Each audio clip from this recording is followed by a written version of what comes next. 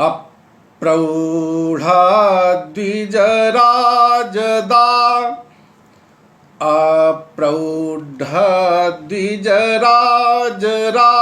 अप्रौढद्विजराजराजदलिका लब्ध्वा विभूतिं रुचाम् अप्रौढद्विजराजराजदलिका लब्ध्वा विभूतिं रुचाम् नव्यामात्मनि कृष्णवर्त्मविलसत् दृष्टिं विशाखाञ्चिता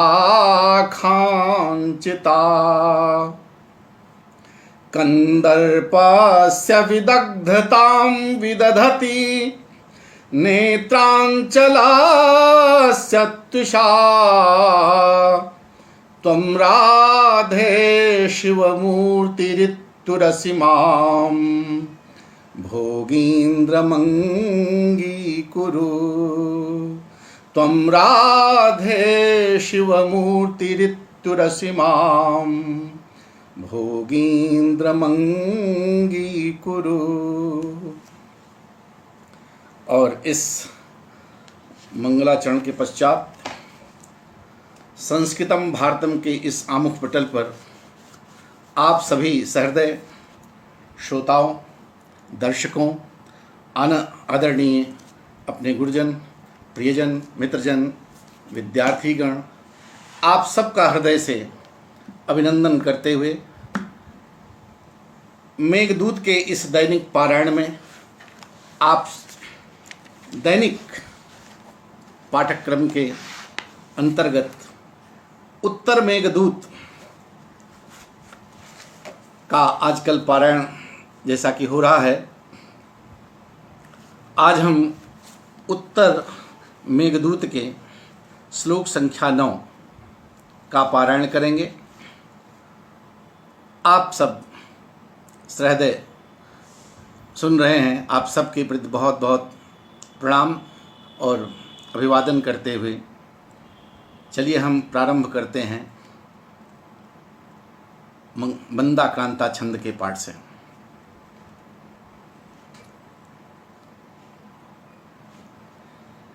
यत्र स्त्रीणां प्रियतम भुजा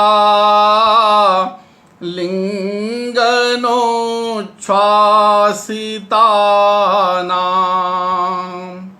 मङ्गग्लानिं सुरतजनितां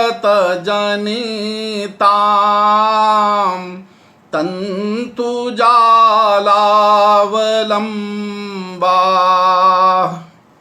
त्वत्संरोधापगमविशदैश्चन्द्रपादैर्निशीथे व्यालुम्पन्ते स्फुटजललवास्यन्दिनश्चन्द्रकान्ताः।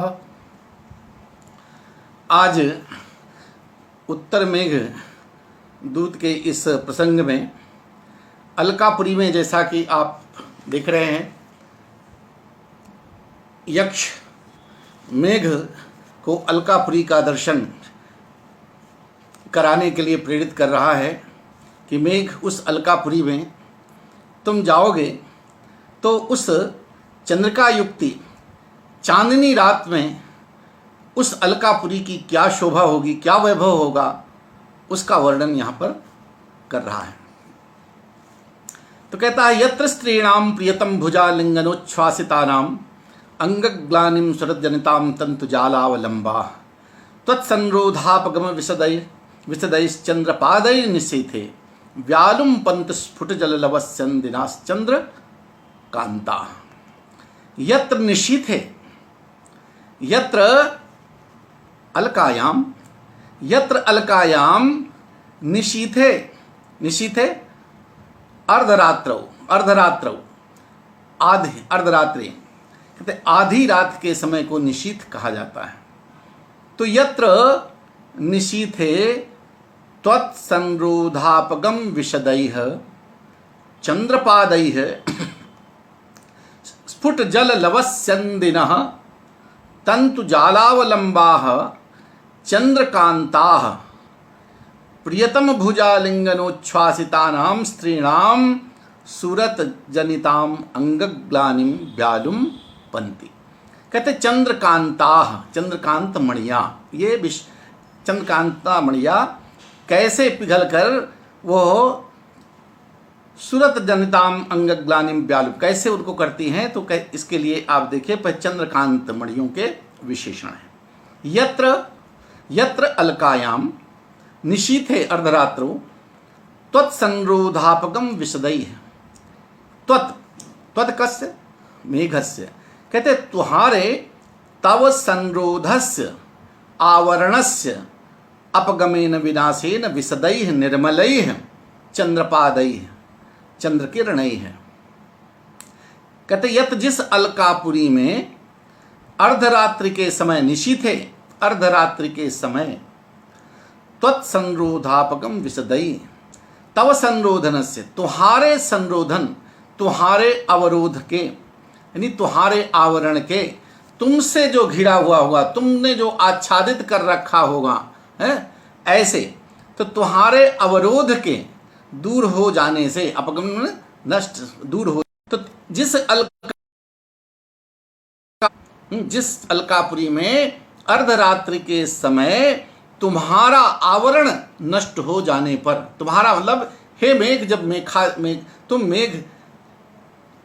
तुम छाए रहोगे, तो तुम जब आधी रात के समय तुम भी जो है अपना आवरण उसमें से हटा लोगे, अर्थात मेघ नहीं रहेंगे, तो ऐसी स्थिति में तुम्हारा आवरण हट जाने पर विशदैः निर्मलैः, निर्मल स्वच्छ, चंद्रपादैः चंद्रकिरणैः चंद्रमा की किरणों से, चंद्र किरणों के, चंद्रपादैः स्फुट जल लवस्यन्दिनः। स्फुट कहते हैं तुम्हारे चंद्र किरणों के संपर्क से, तुम्हारे चंद्र किरणों के मिलने से, संपर्क होने से, स्फुट जल लवस्यन्दिनः स्वच्छ जल कण टपकाने वाली, स्फुट स्वच्छ जल लवस्यन्दिनः जल की बूंदों को टपकाने वाली। तो चंद्रपाद ही चंद्रकिरण नहीं है, स्वच्छ जल कण का श्राविण, तो स्वच्छ जल को टपकाने वाली कौन, कहते हैं कि और कैसी, ये विशेषण है चंद्रकांत मणि के। तंतु जालावलंबा, और तंतु जाल में, तंतु जाल कहते हैं एक जैसे सामियाना होता है, वितान होता है, और चंदोवा, और उस चंदोवा एक झीने कपड़े का तंतु से मिला हुआ सूती, और उसमें जो झालरें लटकती हैं, झालरें लटकती हैं जैसे किसी चंदोवे में या सामियाने वितान में, तो उसमें झालरें लटकती होती हैं जो नीचे, तो उसके लिए कह रहे हैं कि कैसा, तंतु जालावलंबा, चंद्र किरणों के संपर्क से स्वच्छ जल कण टपकाने वाली झालरों में, उन झालरों में तंतु उस वितान में, उस चंदोवे की झालरों में लटकी हुई, लटकने वाली कौन, चंद्रकांत मणिया। भाई अलकापुरी है तो वहाँ सामान्य चीज, वहाँ कांच की थोड़ो गोलियां उसमें लटकेंगी, उसमें मणियां लटक रही हैं। तो अब मणि कैसी है, चंद्रकांत मणि की। तो चंद्रकांत मणि की विशेषता क्या है, चंद्रकांत मणियों की विशेषता होती है कि जब उसमें चंद्रमा की किरणें अर्थात चांदनी का जब प्रकाश उसमें पड़ता है तो कहते हैं वो पिघलने लगती है, और पिघलती है, जब कोई चीज पिघलेगी तो टपके भी। तो उसको वहां पर कालिदास दिखा रहे हैं कि उस झालरों में जो लटक रही हैं चंद्रकांत मणियां, वो चंद्रमा की स्वच्छ चंद्रमा की किरणों से जब उससे उसका संपर्क होगा तो वो जो है वो भी जल को टपकाती हुई दिखाई देंगे। तो उसका चित्रण करते हुए कहते हैं कब, अर्धरात्रि के समय, जहां जिस अलकापुरी में अर्धरात्रि के समय तुम्हारा आवरण दूर हो जाने से, अर्थात मेघाच्छन्न जो रात्र है, मेघ घिरे होंगे, बादल होंगे, वो सब छट जाएंगे। तो तुम्हारे छट जाने पर, तुम्हारे आवरण, तुम्हारे द्वारा किए गए आवरण के दूर हो जाने से, स्वच्छ चंद्र किरणों के संपर्क से, निर्मल, तब तो जब चांद भी, चंद्रमा भी एकदम खुल जाएगा, बादल जब हट जाएंगे तो स्वच्छ निर्मल हो जाएगा। तो निर्मल चंद्र किरणों के संपर्क से निर्मल स्वच्छ जल बिंदुओं को, जल कणों को टपकाने वाली झालरों से, उस चंदोबे की झालरों से में लटकी हुई चंद्रकांत मणियां क्या करेंगी? चंद्रकांत मणियां की उपयोगिता क्या है यहाँ पर? तो कहते हैं वो आगे बताते हैं, प्रियतम भुजा लिंगनोच्छ्वासितानां स्त्रीणाम सुरत जनिताम अंग ग्लानिम व्यालुम्पन्ते। वे चंद्रकांत मणियां उसकी उपयोगिता क्या है? तो बता रहे हैं कि वे चंद्रकांत मणियां प्रियतम भुजा लिंगनोच्छ्वासितानाम, अर्धरात्रि का समय है और जो अपनी प्रियतमाएं अपने प्रेमियों के प्रेम पास में, उनके बाहु पास में जो आलिंगनबद्ध होंगी, वो क्या होगी उस समय? अपने प्रियतमों की भुजाओं में गाढ़ आलिंगन करने वाली जो प्रियतमाएं हैं, जो स्त्रियां हैं वहाँ, वो उन भुजाओं के गाढ़ आलिंगन के शिथिल हो जाने पर, ढीले पड़ जाने पर, अर्थात उनसे थोड़ा छुटकारा पाने वाली जो प्रियतमाएं हैं, जो स्त्रियों की क्या करते हैं? सुरत जनिताम अंगग्लानिम व्यालुम्पन्ते। वे चंद्रकांत मणियां अपने प्रियतमों के गाढ़ आलिंगन में, भुजाओं के गाढ़ आलिंगन में आबद्ध हुई, उनसे कुछ छुटकारा पाई हुई, उनसे कुछ मुक्त हुई, उनसे शिथिल अंगों वाली होकर अपने सुरत जनिताम अंगग्लानिम, तो ऐसी सुरत बालाएं वो अब सुरत जन रत क्रीड़ा जन्य अपने अंगों की थकान को, अंगग्लानिम अंगों की थकान को, थकावट को व्यालुम्पन्ति, अर्थात दूरी कुर्वन्ति, अपन दंती, दूर किया करती हैं। तो वो चंद्रकांत मणियां, जो वो भी चंद्रकांत मणि चंद्रमा की किरणों से जब स्पर्श पाती हैं, मिलती हैं, तो वो भी जल टपकाती है, तो वो टपकने वाली जल बिंदुएं उन सुरत जन्य जो उनकी शिथिल, उनकी जो थकान है, थकावट है, उन प्रियतमाओं के, उनको वो हरण करने, उसको दूर करने में बड़ी उपयोगी होती है, तो उससे वो लाभ पाती हैं। तो यहाँ पर वही बात कहा जा रहा है कि जिस अलकापुरी में अर्धरात्र के समय, हे मेघ, तुम्हारा आवरण दूर हो जाने पर, तुम्हारे द्वारा, तुम्हारा आच्छादन, तुम जो ढके हुए होगे चंद्रमा को ढका हो, तो चंद्रमा को खुलने की बात है कि तुम्हारे द्वारा ढके हुए, तुम्हारे आवरण के दूर हो जाने से स्वच्छ चंद्र किरणों के संपर्क से, साफ स्वच्छ उजली चंद्र किरणों के जो झालरें लटकी हुई, झालरों में लटकी हुई चंद्रकांत मणियां, चंदोबे की झालरों में जो चंद्रकांत मणियां लटक रही हैं, तो वे झालरों में लटकी हुई चंद्रकांत मणियां प्रियतमों की भुजाओं के गाढ़ आलिंगन में कसी हुई होने से, अपने को शिथिल पाती हुई, अपने को छुटकारा मुक्त करती हुई, रतिजन्य जो क्रीड़ा है, उससे उत्पन्न जो थकान है, उनको वो चंद्रकांत मणियां उनके थकान को दूर कर देती हैं। तो चंद्रकांत मणियों की यहाँ पर विशेषता है कि वो शीतलता प्रदान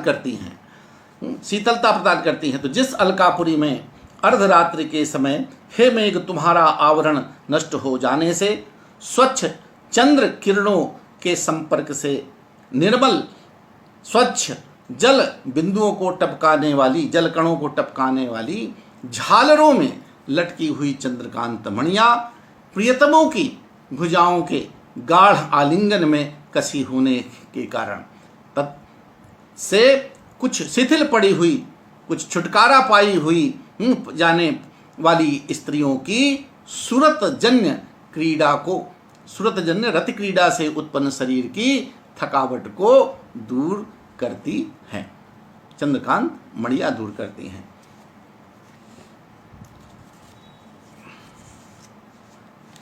अब इसके बाद अब आगे बढ़ता है। यक्ष कहता है यक्षों के, अब वहाँ पर यक्षों के अतुल ऐश्वर्य और विलास का वर्णन, अब यही सब कालिदास वहाँ दिखा रहे हैं। अक्षय्यांतर भवन निधयः प्रात्यहं रक्तकण्ठैः रुद्गायद्भिर्धनपतियशः किन्नरय्यत्र सार्धं वैभ्राजाख्यं विबुधवनिता वारमुख्या सहाया बद्धालापा बहिरुपवनं कामिनो निर्विशन्ति।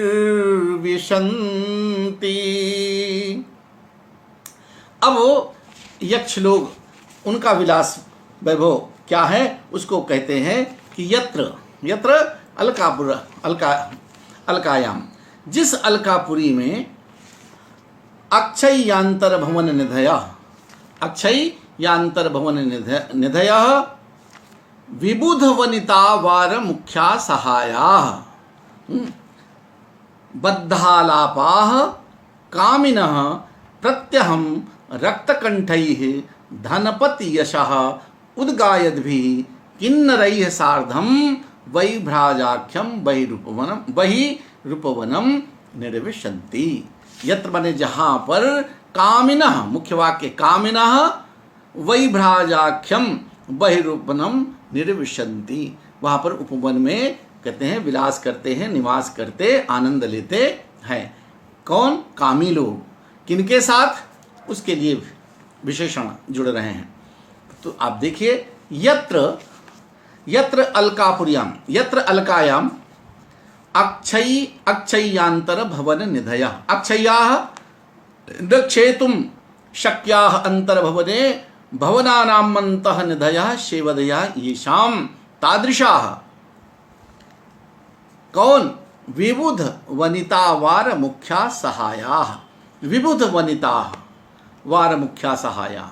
विबुध वनिता देव, विविध वनिता अप्सरसः, देवताओं की देवांगनाएं जो अप्सरा हैं, तो विविध वनिता अप्सरसः ता एव वार मुख्या वेश्या ता एव सहाया सहचर्या येषां तादृशः। कहने तो कहते जिस अलकापुरी में अक्षय्यांतर भवन निधया, अरे जिसके पास अक्षय निधि है, अपार खजाना, भाई कुबेर की नगरी है तो वहां पे कौन खजाने की कमी है? अक्षय है, कभी नष्ट नहीं होने वाली वहां पर संपत्ति है। तो जिस अलकापुरी में महलों के भीतर, कहां पर? अक्षय्यांत भवन निधया, भवन की जो निधि है, जिनके भवनों की निधि संपत्ति कैसी है? अक्षय है। तो जिस अलकापुरी में महलों के भीतर, महलों के भीतर रखी हुई अपार संपत्ति वाले, ये सब कामियों के कैसे कामी हैं? सामान्य नहीं है, धन दौलत की कमी नहीं है। तो जिनके भवनों के भीतर अपार अविनाशी अक्षय संपत्ति भरी पड़ी है, तो अब भवनों के महलों के भीतर अपार अपार कभी नष्ट न होने वाली संपत्ति से युक्त संपत्ति वाले, और विबुध वनिता वार मुख्या सहाया। और कहते हैं विबुध वनिता, विबुध वनिता माने देवांगनाएं, देवांगनाएं देवताओं के यहाँ सब अप्सराएं होती हैं।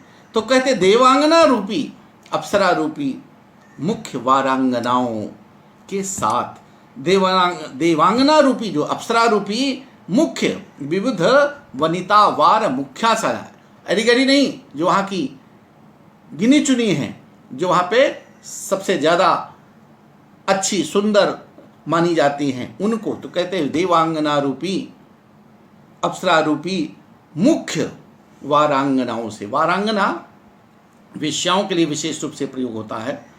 तो देवांगना रूपी मुख्य वेश्याओं को साथ में लिए हुए, उनको साथ में अपने लिए हुए, वेश्याओं के को साथ में लिए हुए, और उनके साथ बद्धालापाह वार्ता मग्नाह, उनसे बातचीत करते हुए, उनके साथ भाई साथ में है तो बात भी करेंगे, तो वार्तालाप में मग्न, वार्तालाप करते, वार्तालाप में मग्न रहने वाले कौन? कामिनः, वहाँ के कामी लोग, जो कामासक्त वहाँ के यक्ष हैं। तो कामी लोग, वहाँ के कामी यक्ष लोग क्या करते हैं? प्रत्यहम, प्रतिदिन, एक दिन का नहीं, उनका नित्य वहाँ कामी है, भाई वैभव विलास है उनको, तो इससे तो प्रत्यहम प्रतिदिन रक्तकंठई है। रक्तकंठई का तात्पर्य मधुर ध्वनि, भी बड़े मधुर ध्वनि के साथ, बड़े प्रेम पूर्ण राग और लय के साथ, धनपति यशः, धनपति माने कुबेरस्य कीर्तिम, धनपति कुबेर की कीर्ति को उद्गायद भी, उद्गायद भी, ऊर्ध्वैः गायद भी, नहीं जोर जोर से, ऐसा नहीं धीरे धीरे, उद्गायद भी माने जोर जोर से, मधुर स्वर में, मधुर ध्वनि के साथ जोर जोर गाने वाले, जोर जोर गाने वाले, किसके? रक्तकंठई धनपति यशः उद्गायद भी किन्नरैः सार्धम, किन्नर भी साथ में हैं, किन्नरों को साथ में लिए हुए कामी लोग हैं, उनके साथ देवांगना रूपी वारांगनाएं भी हैं, और उनके साथ साथ भी जो धनपति कुबेर के यश को बड़े रक्तकंठ से, बड़े मधुर और उच्च स्वर में गाने वाले किन्नरों के साथ। वैभ्राजाख्यम बहिर्भुवनम निर्विशन्ति, कहते वैभ्राज नाम का जो उपवन है, कहाँ? बाहरी, वहीं अलकापुरी में वैभ्राज नामक बाहरी, बाह्य उपवन का, उपवनम निर्विशन्ति, वहाँ पर वो विलास करते हैं, वहाँ पर वो आनंद लेते हैं। ऐसे कामी लोग, ऐसे कामी यक्ष जो अलकापुरी में, जिस अलकापुरी में जिनके पास अपार संपत्ति है, धन की कमी नहीं है, पैसा होगा तो और क्या करेंगे, यही सब भोग विलास करेंगे। तो जिस अलकापुरी में अक्षयांतर भवनों, जिस अलकापुरी महलों के भीतर अपार संपत्ति, नहीं अक्षय, कभी नष्ट न होने वाली अपार संपत्ति रखने वाले, एक विशेषण है, ये सब कामी के विशेषण हैं। विबुध वनितावार मुख्या सहाया, देवांगना रूपी प्रमुख वेश्याओं को साथ में लिए हुए, तथा वार्तालाप में मग्न कामिनः, कामी लोग प्रत्यहम प्रतिदिन रक्तकंठैः, मधुर स्वर से, मधुर कंठों से, बढ़िया सुरीले कंठ से कुबेर के यश को उच्च स्वर में गाने वाले किन्नरों के साथ, वैभ्राज नामक उपवन जो बाहर स्थित है, वैभ्राज नामक बाह्य उपवन में, बाहरी उपवन का आनंद लेते हैं, अर्थात वहाँ पर उनके साथ विलास क्रीड़ा भोग विलास करते हैं।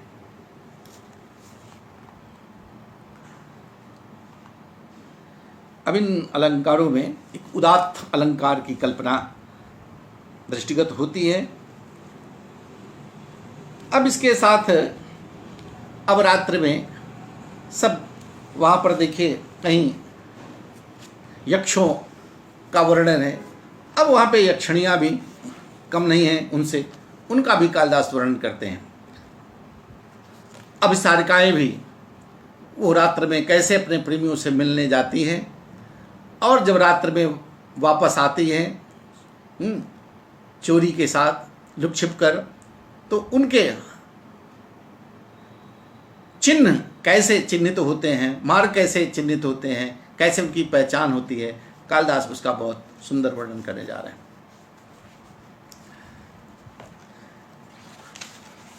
गत्युत्कम्पादलकपतितैर्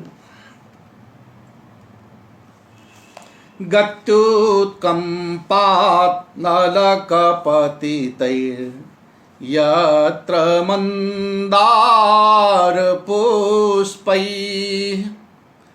पत्राच्छेदैः कनककमलैः कर्णविभ्रंसिभिश्च मुक्ताजालैः स्तनपरिसरात् छिन्नसूत्रैश्च हारैर्नैषो मार्गः सवितुरुदये सूच्यते कामिनीनाम। अभी कामिनः, कामी लोग का दृश्य यहाँ पर दिखाया कालिदास ने। अब कामिनियाँ भी वहाँ कैसे अभिसार करती हैं उनका भी एक चित्र यहाँ पर प्रस्तुत करते हैं। कहते हैं यत्र, जिस अलकापुरी में, जिस यत्र अलकायाम वर्णन ही चल रहा है वहाँ का, नीचे है नैषो मार्गः सवितुरुदये सूच्यते कामनी नाम। कामनी नाम, कामनी का तात्पर्य जो काम में एकदम आसक्त हैं, कामार्थ, काम में लीन रहने वाली जो सुंदरियां होती हैं, रमणियां, उनके लिए कामनी शब्द का प्रयोग विशेष। तो कामनी विशेष रूप से अभिसारिका नाम, जो अभिसारिका, चूंकि वर्णन यहाँ ऐसा हो रहा है कि रात्रि में चलने वाली जो निकलने वाली सुंदरियां हैं, कामनियां हैं, तो रात्रि में तो अभिसारिकाएं ही समझी जाती, मानी जाती हैं। तो कामनी नाम अभिसारिका नाम नैषा, कहते हैं नैषा, नैषो मार्गः, नैषो मार्गः निशा संबंधी मार्ग, रात्रिकालीन, रात्रि से। तो जिस अलकापुरी में कामनी नाम सुंदरियों का, अभिसारिकाओं का रात्रि, नैषो मार्गः, निशा में कहते हैं अभिसारिकाओं का रात्रि में, अब भाई उनका कामी अभिसारिका कहते ही उसको है जो ऐसी नायिकाएं, ऐसी कामिनियां जो अपने प्रियतम से रात्रि में लुक छिपकर चोरी से अपने संकेत स्थल पे जाने का प्रयास करते हैं, और उनके लिए वो अंधेरी रात, वो रात्रि को ज़्यादा अच्छा समझती हैं, चांदनी रात उनके लिए वो पहचान न हो। तो आप देखते हैं कि प्रेम में तीन चीज़ें बहुत बाधक होती हैं: बहुवार्यमानता, प्रच्छन्न कामुकता और परस्पर दुर्लभता। इसको मैंने पहले भी बताया कि प्रेम, ये चीज़ें जहाँ हैं वहीं प्रेम की पराकाष्ठा है, वहीं प्रेम अपने में स्वकीया, यहाँ परकीया, यहाँ तो प्रेमी से मिलने जा रही है, स्वकीया होती तो मिलने जाने की जरूरत ही नहीं थी उसको। तो निश्चित रूप से अगर प्रेम है तो परकीयात्व में कहीं होगा, तो वो जब जा रही तो उसमें कोई देख न ले, हाँ, वो भी डर है। फिर मेरे मन में क्या है, कामुकता भी है, उसको प्रच्छन्न कामुकता भी है, उसको वो भी छिपा नहीं सकती, वो भी मन में ही रखे, किसी से बता नहीं पा रही है। और परस्पर दुर्लभ है तो कभी कभी उसको मौका मिलता है। तो अभिसारिका तो यही मौका देख करके रात्र में अपने प्रियतम से मिलने का कोई न कोई बहाना, उपाय निकालती है।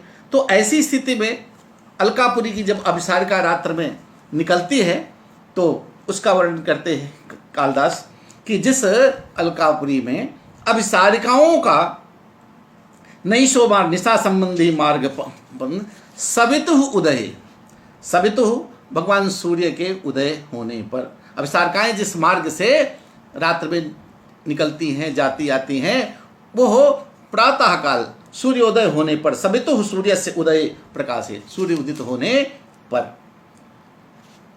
गत्युत्कंपात गत्या गबनेन उत्कंपश्चलनम तस्मात्। अब तेजी से चलने के कारण मारे वो जो है डर के मारे भयभीत हुई, शंका से कोई देख न ले, इसलिए वो चलती भी ऐसे है जल्दी जल्दी, तीव्र गति से चलने के कारण।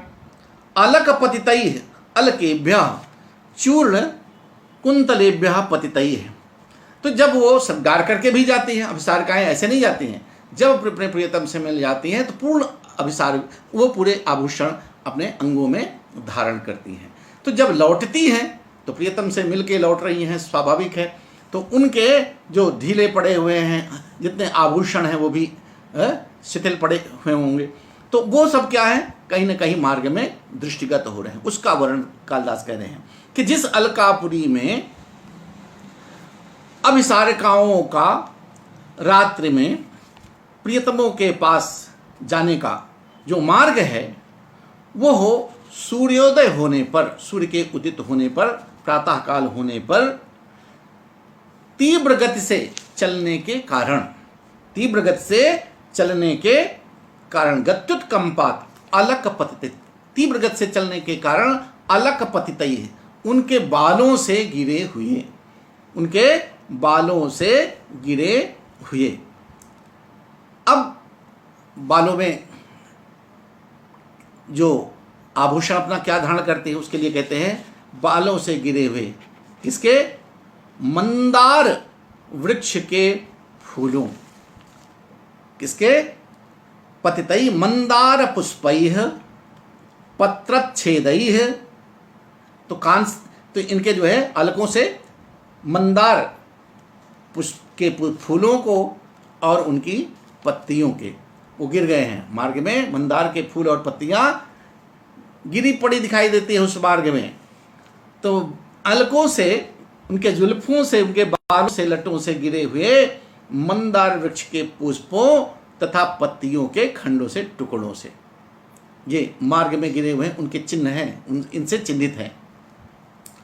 और फिर कानों पर क्या पहनती है उसे, कानों से क्या गिरा है, तो कहते बालों से तो उनके मंदार के पुष्प और उनकी पत्तियों के टुकड़े गिरे हुए दिखाई देते हैं।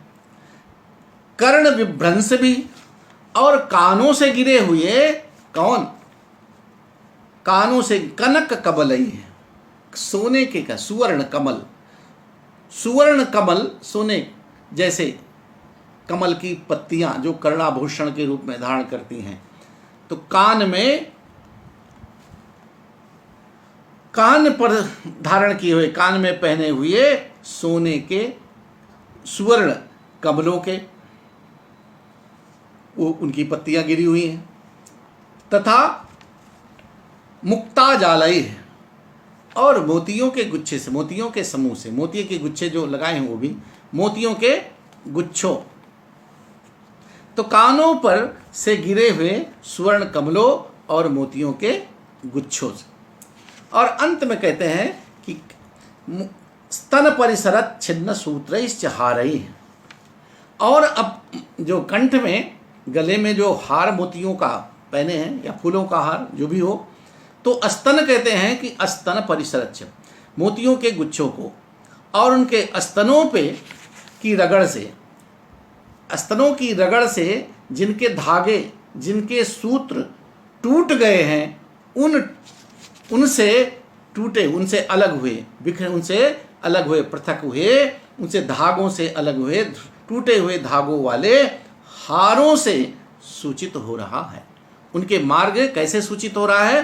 कहते हैं उनके स्तन प्रदेश के, स्तनों की रगड़ से जिनके टूटे हुए सूतों वाले, धागों वाले हारों से सूचित होता है। यानी जिधर से वो गई हैं, जिधर से आई हैं, तो वो जल्दी जल्दी सरपट चली आ रही हैं, तो कहीं उनके जो बालों में मंदार के फूल गिर गए हैं, पत्तियां, जो तो पत्तियां उनके टुकड़े, खंड उनके टुकड़े गिर गए हैं, कानों से स्वर्ण कमल गिर गए हैं, और हार जो पहने हैं, मोतियों का पहने हैं, वो भी उसकी लड़ी टूट गई है, और स्तनों की रगड़ से उनके जो हार पहने हुए हैं उनके धागे टूट जाने से वो भी उस मार्ग पर दृष्टिगत हो रहे हैं। तो इन सब से यही सुबह जाने वाले, उधर निकलने वाले देख लेते हैं कि इस मार्ग पे लगता है कोई रात्रि में अभिसारिका जो है निकली हुई है, उसने इधर से उसका आना जाना हुआ है। फिर से देख लीजिए, गत्युत कंपाद अलकपतित यत्र, जिस अलकापुरी में कामिनियों ने अर्थात अभिसारिकाओं का रात्रि कालीन मार्ग, जिस रात्रि से वो अपने प्रियतम के पास मिलने जाती हैं और उसी मार्ग से वापस भी होती हैं, तो उस तरह का मार्ग, प्रियतम से मिलने वाला जो मिलने के लिए जो उनके पास जाने वाला मार्ग है, वो सूर्य के उदित होने पर, सूर्योदय होने पर, प्रातःकाल होने पर उनके शीघ्र गमन के कारण, उनसे जल्दी शीघ्रता में चलने के कारण, हिलने से, शीघ्रता के चलेंगे तो हिलेगा भी, तो शीघ्रता से, जल्दीबाजी में हिलते हुए, हिलने से उनके बालों से मंदार वृक्ष के फूलों और पत्तियों के टुकड़ों से, एक हो गया। दूसरा, कानों से गिरे हुए स्वर्ण कमलों और मुक्ता जालई और मोतियों के गुच्छों से, तथा स्तन प्रदेश, स्तनों के की रगड़ से टूटे हुए धागों वाले टूटे हुए धागों वाले सूत वाले हारों से, अब वो हार पुष्पहार भी हो सकता है, मोतियों का भी हार हो सकता है, तो हारों से वो सूचित हो जाता है।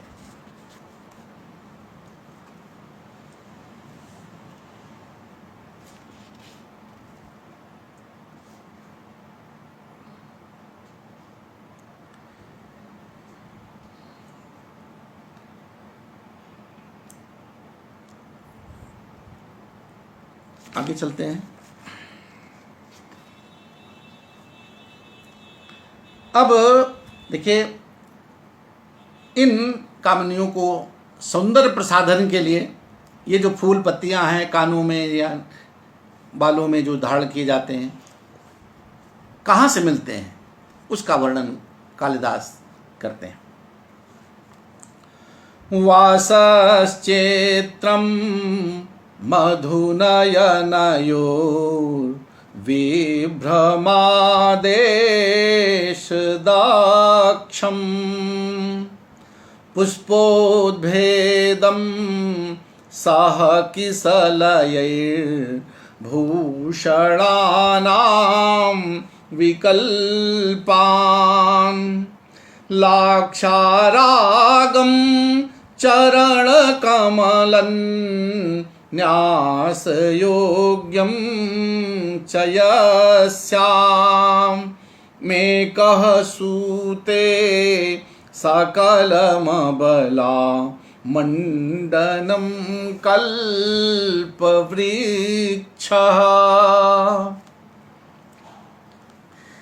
देखिए, कल्पवृक्ष में एक सूते सकलमबला मंडनम कल्पवृक्ष, कहते एकमात्र, एक ही साधन पर्याप्त है, वो है कल्पवृक्ष।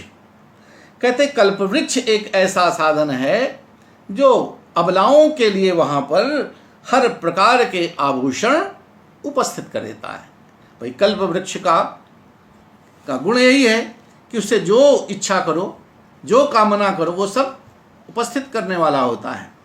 तो उसके लिए कहते हैं वासश्चित्रम मधुनयनयोर विभ्रमादेश दक्षम पुष्पोद्भेदम सह किसलयैर्भूषणानां विकल्पान् लाक्षा यस्याम, वहीं यस्याम अलकायाम, जिस अलकापुरी में एक कल्पवृक्ष, एकमात्र कल्पवृक्ष, चित्रम वासः, किसके लिए, सकल मबला मंडनम, अबलाओं के लिए, स्त्रियों के लिए, जिस अलकापुरी में एक वृक्ष वो हो सुंदरियों के स्त्रियों के, अबलाओं के श्रृंगार के लिए क्या क्या देता है, उसके लिए एक एक चीज बताते हैं। वासश्चित्रम, वासचित्रम वासा, अनेक प्रकार के, चित्रम वासा अनेक प्रकार के रंग बिरंगे वस्त्र प्रदान करता है। कल्पवृक्ष उन अबलाओं के लिए कल्पवृक्ष रंग बिरंगे वस्त्र देता है शरीर में धारण के लिए। चित्रम वासः नयनयोर विभ्रमादेश दक्षम, नयनयोर विभ्रमादेश दक्षम मधु, नयनयोर नेत्रयोः विभ्रमादेश दक्षम, विभ्रमम ब्रह्माणाम विलासानाम आदेशे उपदेशे दक्षम पटुमधु मध्यम। कहते किसको? नेत्रों को विलास की शिक्षा देने में समर्थ, नेत्रों को विलास देने में सक्षम मदिरा देता है। कहते जब आदमी मदिरा पान कर लेता है तब फिर क्या, उसकी आंखें तो अपने आप चढ़ जाती हैं। कहते नहीं, शराबी की जो आंख है, मदिरा पान कर लिया तो फिर उसकी आंखों में विलासता अपने आप आती, स्वाभाविक हो जाती, हाव भाव, कैसे वो उसको अपने नेत्रों को कैसे चलाता है, एक मदिरा पान करने वाले की आंखों से पता चल जाता है। तो जिस अलकापुरी में कल्प, एक बात कल्प रंग, अबलाओं के लिए रंग बिरंगे वस्त्र, नेत्रों को विलास की शिक्षा देने वाले,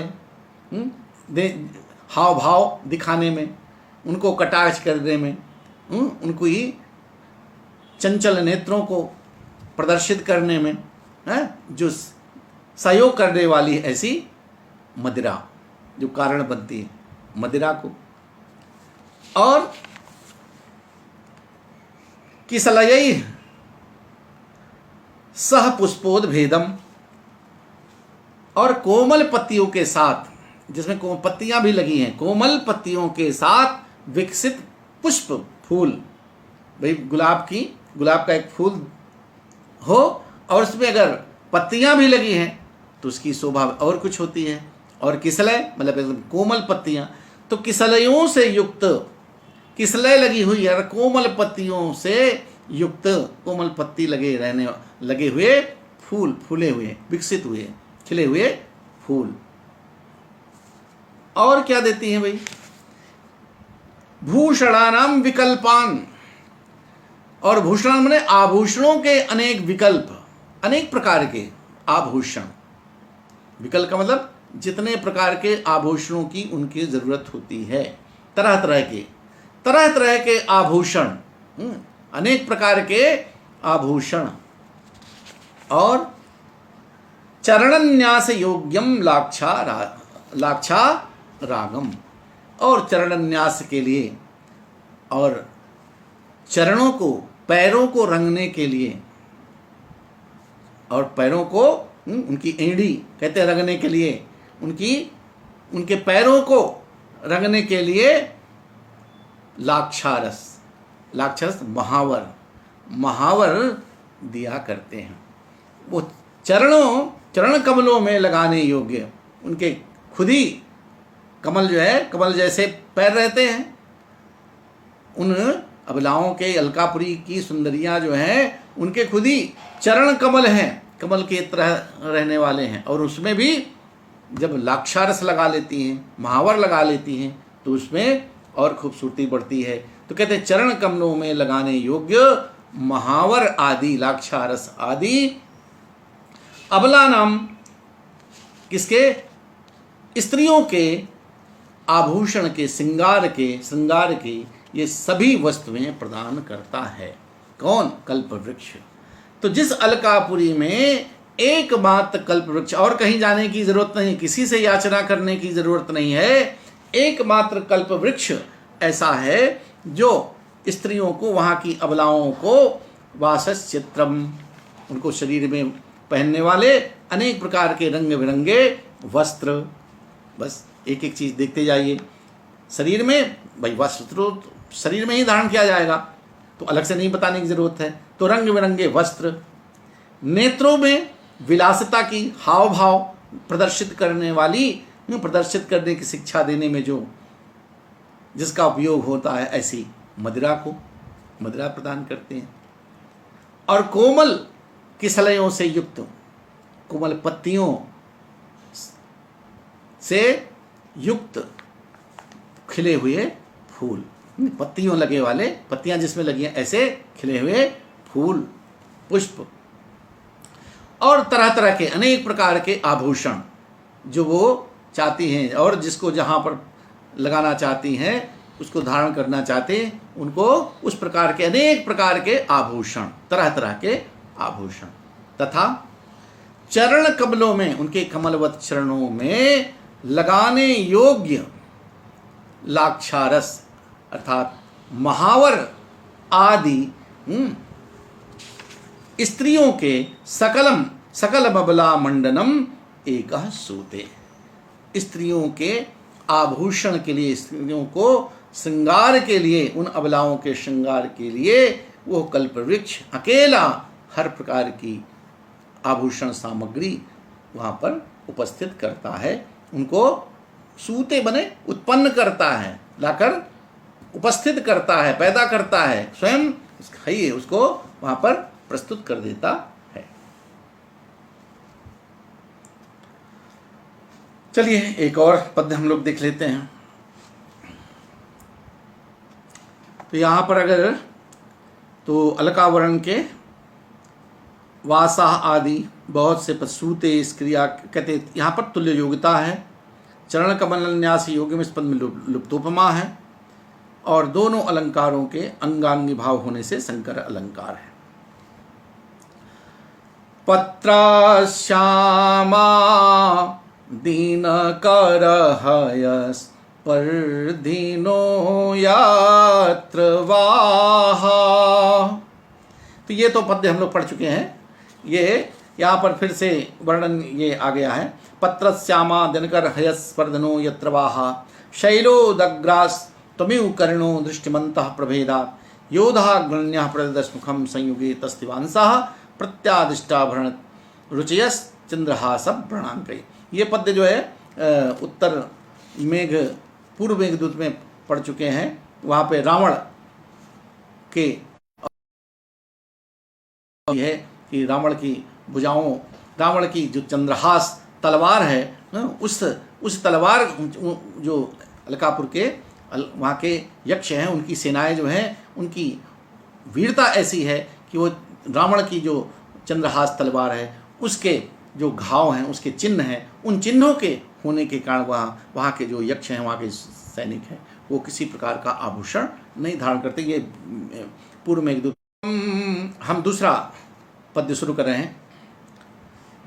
मत्वा देवं धनपति सखम यात्र साक्षात् वसंतम प्रायश्चापम न वहति भयान मन्मथः षट्पदाज्यं सभ्रूभंगा प्रहितनयनै कामिलाक्षेष्वमोघैस्तस्यारम्भश्चतुरवनिता विभ्रमैरेव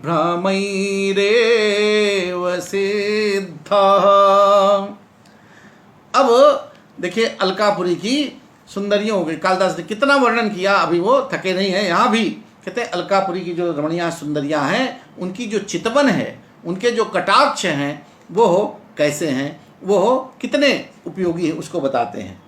मत्वा देवम धनपति सखम यत्र साक्षात् वसंतम प्रायश्चापम नवति भयान मनमथा षट पदज्जम सभ्रूभंग प्रतिहत प्रहित नयन सभ्रूभंग प्रहित नयन कामि लक्ष्य स्वमोघ तस्यारंभश्चतुर्वनिता विभ्रमैरेव सिद्धा। यत्र यत्र अलकायां मनमथा कामदेव कंदर्पः धनपति सखम, धनपति कुबेर हैं, और कुबेर के मित्र कौन है? भगवान देवम महादेवम। भगवान भाई वहाँ पर हिमालय में है, अलकापुरी तो पास पास में है, तो उनके मित्र तो वही है कुबेर सखम। तो जहाँ पर यत्र मनमथा, जहाँ पर कंदर्प कामदेव, धनपति सखम देवम, धनपति सखम कुबेरम देवम शिवम।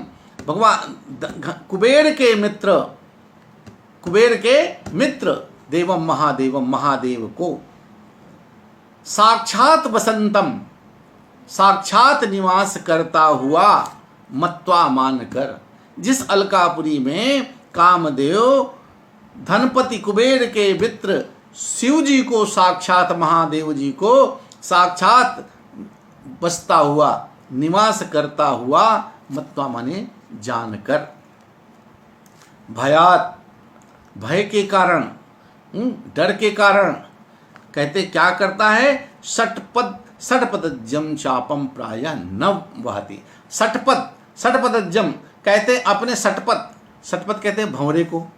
तो भ्रमर रूपी अपने वो उस, तो षटपदज्जम इसको क्यों कहा गया? अपने भंवरे रूपी जो है बाण को। षटपदज्जम, षटपदाह भ्रमराह एव जा, भ्रमर ही है जा जिसकी, प्रत्यंचा, जा कहते हैं डोरी को। तो भ्रमराह एव जा यानी मौरवी, यस्य तादृशम चापम धनु प्रायः प्रायुष, कहते हैं जिसकी भ्रमर रूपी जो प्रत्यंचा है जिसकी, तो ऐसे भ्रमरों की प्रत्यंचा वाले, प्रत्यंचा वाले डोरी, तो भ्रमरों की प्रत्यंचा वाले अपने प्रायः चापम, धनुष को प्रायः न वहति, धारण नहीं करता है। कामदेव के आपने उसके पास भी काम बाण, कहते किससे? काम बाण लग गया है भाई। तो काम बाण उसका कोई ऐसा नहीं है कि वो नुकीला मार देगा, तो कोई उसको तो कहा कि पुष्प, पंच पुष्प ही उसके 5 बाण हैं, अरविंदम अशोकम च च्यूतम च नवमल्लिका इत्यादि। तो उस तरह के बाण हैं। षटपद भ्रमर रूपी जो प्रत्यंचा, जिसमें जैसे फूल है तो फूल में भंवरे मंडराते रहते हैं, तो उस इधर से गया तो ऐसा लग रहा है कि उस धनुष की ये भ्रमर रूपी प्रत्यंचा है, डोरी है। तो उस अपने भ्रमर रूपी प्रत्यंचा वाले धनुष को, उसको जो है धनुष पर अपने बाण चढ़ाने की जरूरत नहीं, हिम्मत नहीं करता है। तो भ्रमरों की प्रत्यंचा वाले अपने धनुष को प्रायः वो नहीं धारण करता है। कौन? कामदेव। इसलिए कि भगवान शंकर जी तो उसके भस्म करने वाले हैं, नष्ट करने वाले हैं, तो भयभीत है। तो कुबेर के जो अलकापुरी है, कुबेर वहाँ के मालिक हैं, तो कुबेर का जो मित्र है भगवान महादेव साक्षात वहाँ रहते हैं, तो इसलिए वो भयभीत होकर के अपने काम बाण को वो वहाँ चलाने की हिम्मत नहीं करता है। वो इसको चुपचाप उसको कभी उठाता ही नहीं, धारण ही नहीं करता। किंतु अब उसका काम कैसे चलता है? फिर काम का उसका बाण चलता कैसे है? तो कहा कि चलिए बाण तो वो पुष्प बाण से नहीं काम लेता है। तो तस्य आरंभ, तस्य बने उसका वो आरंभ, उसका वो जो कार्य है, उसका जो कार्य है काम बाण से जो काम करता है, काम बाण जिसको मारता है वो उस बाण का प्रयोग न करके, तस्य आरंभ उसका कार्य काम लक्ष्येषु, अपने कामी रूपी जो उसके लक्ष्य हैं, निशाने हैं। भाई वो कामदेव प्रभावित करता है किसको? कामियों को। बसंत की ऋतु होती है, फूलों का खिलना, तमाम तरह के सुंदर सुगंध का होना, ये सब कामियों को आकर्षित करता है। तो इसी को तो कहते हैं अरे भाई काम बाण से घायल है आजकल, बसंत आ गया है, इनको काम आ सकते हैं। तो कामदेव का तो उस तरह का बाण है। तो वो हो तस्य आरंभा, वो कामुक यानी काम में व्यक्ति कामुक बनाना। कामदेव का कार्य क्या है? किसी कामी को आसक्त करना। तो तस्य आरंभा, तो उसको जो है किसी कामी को आसक्त बनाने के लिए काम लक्ष्य, कामी रूपी अपने लक्ष्य पर उसका कार्य कामी पुरुष रूपी लक्ष्यों पर कैसे चलता है? कहते हैं सभ्रू भंग प्रहित नयनई है। सभ्रू भंगम, अपनी कहते भौहों को टेढ़ी करने वाली, टेढ़ी भौहें करने वाली लक्ष्यों पर कहते चतुर जो स्त्रियां हैं, चतुर स्त्रियों की टेढ़ी तिरछे भौहों से डाली गई दृष्टि, उनकी जो तिर्यक दृष्टि होती है, जो चितवन होती है, कटाक्ष जिसे कहते हैं, उन अपने उनके अपांगों के नेत्रांतों के हाव भाव से, उनके चांचल्य से, उनके चंचल चितवन से, तो कहते तिरछी भौहों वाली स्त्रियों की, चतुर स्त्रियों की हाव भाव चंचल दृष्टि से तथा उनके हाव भाव से, उनके विलास से, चतुराणाम चतुर्वनिता विभ्रमई, ये भी है इसमें, चतुर्वनिता विभ्रमई, चतुराणाम निपुणानाम वनितानाम महिलानाम विभ्रमई, विभ्रम मतलब हाव भाव विलास से। तो कहते हैं जिस उस कामदेव, तो कामी पुरुष रूपी लक्ष्य पर चतुर स्त्रियों के तिरछे टेढ़े भौहों से डाली गई दृष्टि, अपनी भौहों के कटाक्षपात जिसको कहते हैं, तिरछे नयनों के कटाक्ष से और चंचल नेत्रों के हाव भाव से उसका कार्य चल जाता है।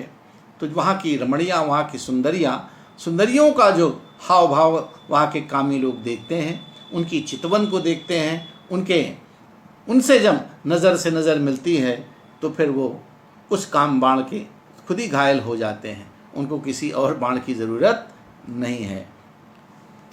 तो नज़रों का निशाना आप जानते हैं कि बड़ा तीखा होता है। नज़र जिसकी तरफ करके निगाहें फेर लेती हो, क़यामत तक उस दिल की परेशानी नहीं जाती। ये हमारे शायरों ने नज़र का बड़ा तीखा प्रयोग किया है कि नज़रें वो किसी काम बाण से कम नहीं होती हैं। तो जिस कालिदास उन का वर्णन करते हुए यहाँ बहुत ही, फिर से देख लीजिए, जिस अलकापुरी में कंदर्प कामदेव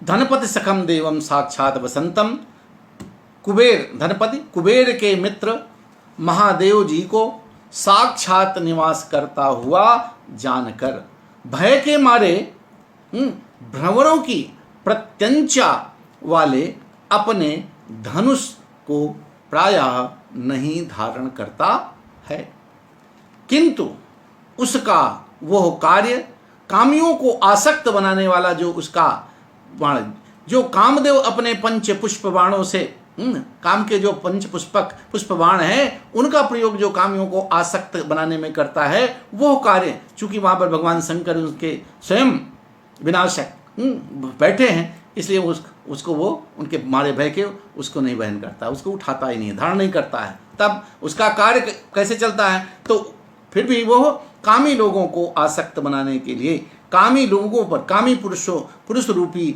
लक्ष्य पर उसका वो कार्य चतुर स्त्रियों के तिरछे कटाक्षों से, उनके तिर्यक टेढ़े मेढ़े भौहों के हाव भाव से और उनके चांचल्य से, चंचल चितवन से के कारण, उनकी विलास पूर्ण हाव भाव से उसका वो कार्य संपादित हो जाता है, वो काम उसका निकाल लेता है। ऐसा वो काम अपना कार्य उस अलकापुरी में संपन्न करता है।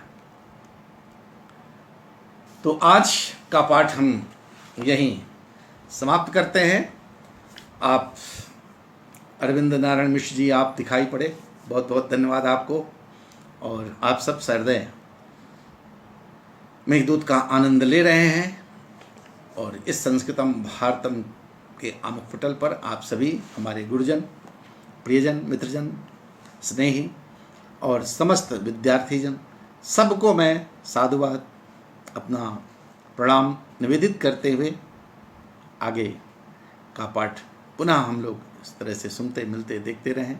बहुत बहुत धन्यवाद, आभार।